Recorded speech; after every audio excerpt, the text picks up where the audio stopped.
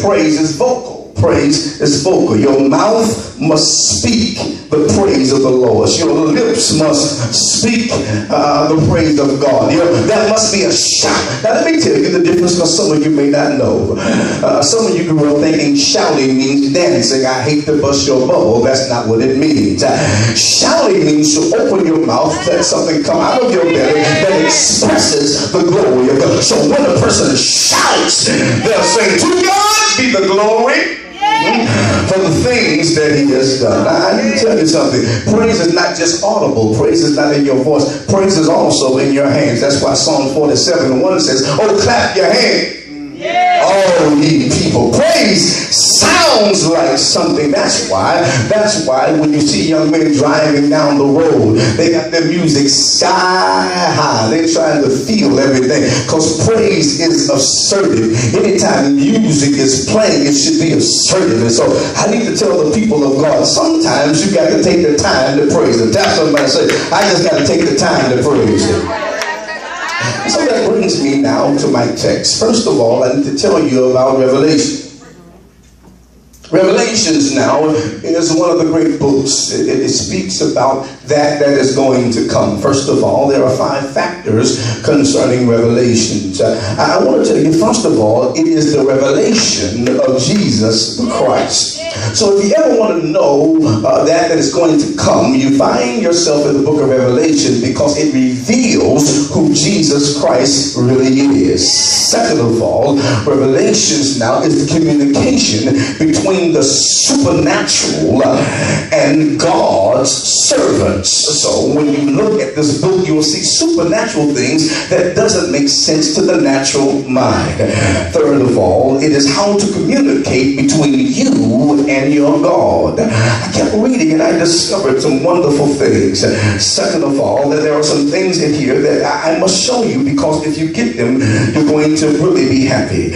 I discovered some things about one man. His name is John. It is not the same John that walked with Jesus Christ those years, 33 years that he was in the earth realm. This John was a disciple of being saved. He was a saved man who had heard the word and he believed. And so I want to tell you how important it is. I discovered first thing that John is in the Spirit. Tap somebody and say, "Get in the Spirit."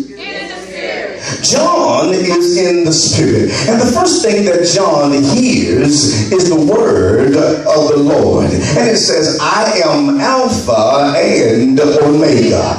Actually, what the word was saying, I am the beginning of your life and the end. What he was really saying, I will walk with you from the beginning, take you to the end, come all the way back with you, and let you see that I am everything you'll ever need. Now, this is important. He says, now the word he hears, John says, I want to relate to this word because I need to tell the people that's coming after me. So that's why John says in chapter number 1, I am a companion of yours in tribulation. I am somebody that you would have to refer to when life gets crazy. I am somebody you got to refer to when things go really wrong in your life. He says, I'm your companion, number 1, in tribulation. I am going to be your companion in the kingdom of the Lord. I'm going to be your companion in the patience of everything that you're going to do. But the thing I like about John is John says I couldn't be where I'm going to be and do what I'm going to do if I'm not in the Spirit. There are times that you just got to get in the Spirit. Not your own spirit, not your own emotional takeovers. I'm talking about open up and let God's Spirit engage you. Is there anybody here that want to be engaged to God? I'm going to work a little harder because it seems like you're bored. First of all, John speaks volumes of what he sees. You can only see what you see if you're engaged in the Spirit. You can only hear what you hear if you are engaged in the Spirit. First thing John hears is God speaks to him and says, John, whatever you see or hear, I want you to write it to the 7 churches that are in Asia Minor. I want you to become a record of what happens in the heavens. Most of you think that there's nothing going on in the heavens right now, but I beg to differ for you right now. There are some things happening in the heavens right now that will blow you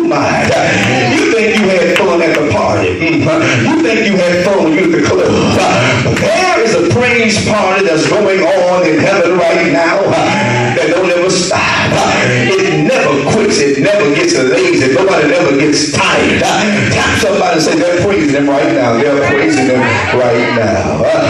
And so John says, I see visions of the heavens. It was a dark moment in John's life, first of all, because John is stuck at the isle called Patmos. Tap somebody and say he was stuck. He's at a vantage point in his life where things are so bad that he can't even leave. He's still living, but not living from within. He's still breathing, but he's not breathing the air of contentment, but he's breathing the air of complaint. He's walking around, but he's not going anywhere because he's stuck. I want to tell a few of you that the worst thing in the whole wide world is to be stuck. You go to work every day, you're stuck. You go home every day, you're stuck. You got a significant other, you're stuck. It's the worst thing in the world to be stuck. But the thing that, I felt that. The thing that really begins to take John to the place in his life is that he has vision. Look at somebody say he has vision. Anytime life is getting crazy with you, you got to be able to see beyond what you see. You got to be able to envision or engage something in your life that you've never engaged before. You've got to call those things as be not as though they are, because I see. Tap somebody and say, I see.